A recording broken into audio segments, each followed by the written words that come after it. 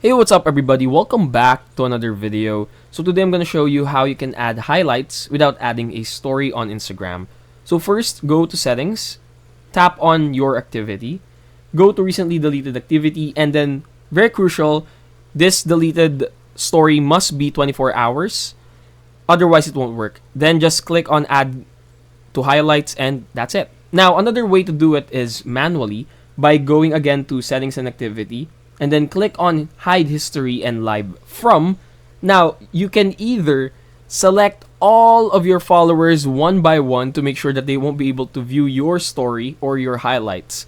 But again, this is a very tedious process, so you are left with two options. It's either you delete a story and then you restore it after 24 hours and add it to your highlights, or you can manually remove or hide your story from your followers.